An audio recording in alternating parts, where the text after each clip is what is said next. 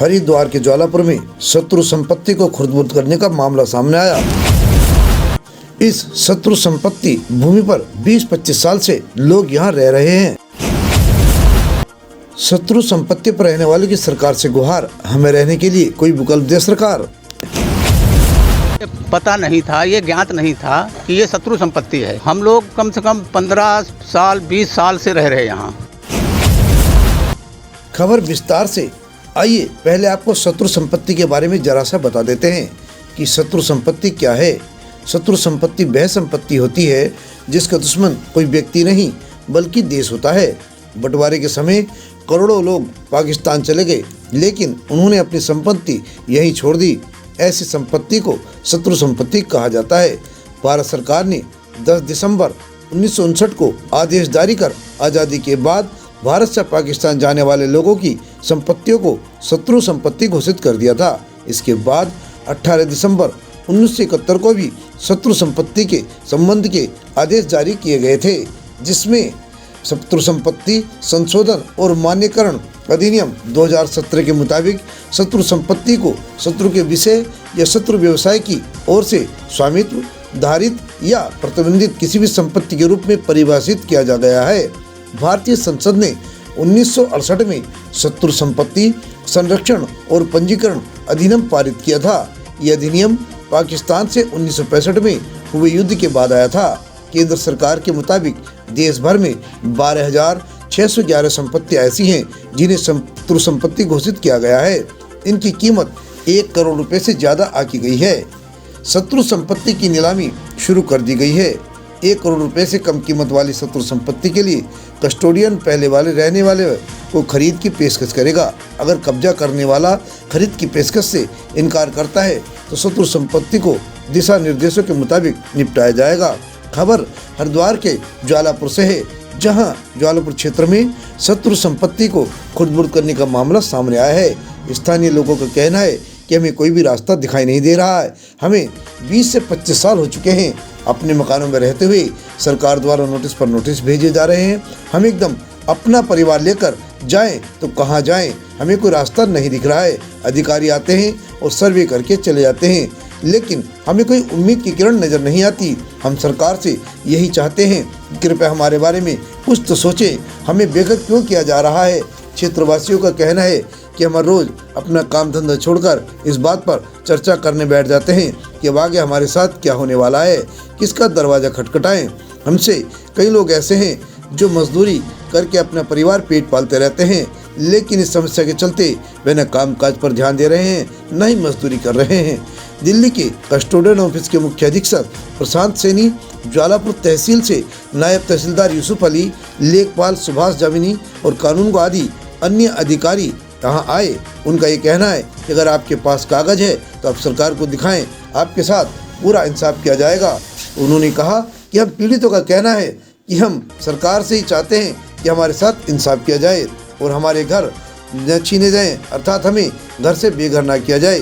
पीड़ित जनों की संख्या इस प्रकार है, आपको बता देते हैं। जनकराज शर्मा पुत्र दुर्गादास निवासी सुभाष नगर, मनीष पत्नी प्रेम पाल निवासी सुभाष नगर, अशोक कुमार पुत्र हेमराज निवासी सुभाष नगर, मुकेश कुमार पुत्र सुगन चंद, जयप्रकाश पुत्र बंगला, नरसिंह पुत्र मलखान सिंह, कृष्णा देवी पत्नी जगराम और नगरपाल पुत्र बालूराम, प्रेम देवी पत्नी ओमपाल तरफ व जागीर पुत्र गफूर, उषा शर्मा, सुरेश चंद, JK वर्मा, राम स्वरूप शर्मा, ये सभी लोग सुभाष नगर के निवासी हैं।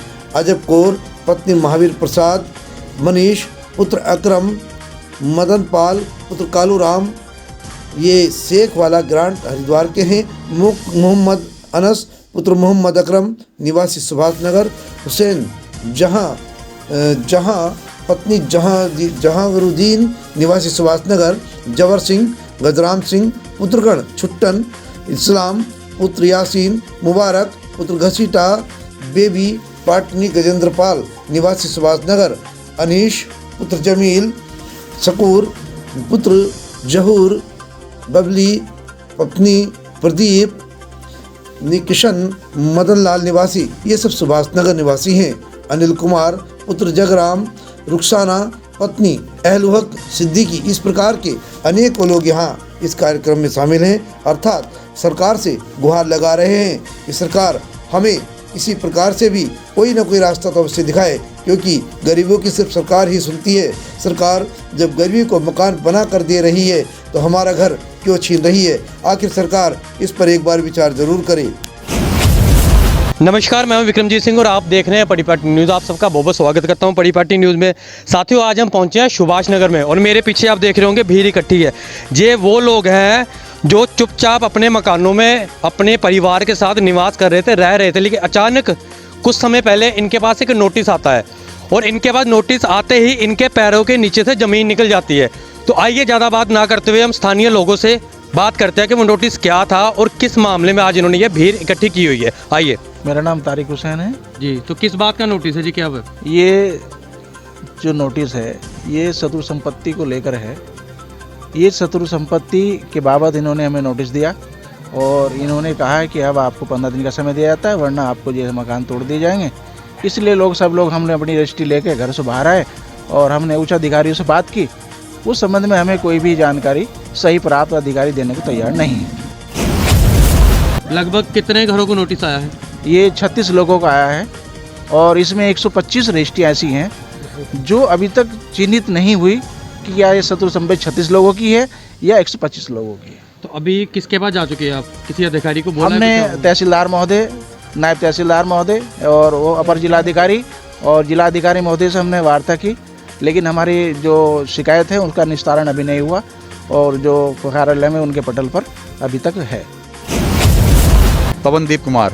और आज जो अधिकारी आए थे इस मुद्दे में शत्रु संपत्ति के बारे में, तो क्या आश्वासन दिया आप? अभी चूंकि जैसा कि आपने बताया कि अभी हम लोग बताया कि जो नोटिस आया था उस नोटिस के बाबत हम लोग जगह जगह कभी डीएम के पास, कभी शत्रु संपत्ति के जो अधिकारी दिल्ली में बैठते हैं या लखनऊ में बैठते हैं, हम लोग हर जगह जा के उनसे अपनी जो है व्यथा बताने की कोशिश कर रहे थे और सही तरीके से कहीं भी रिस्पॉन्स नहीं मिल रहा था।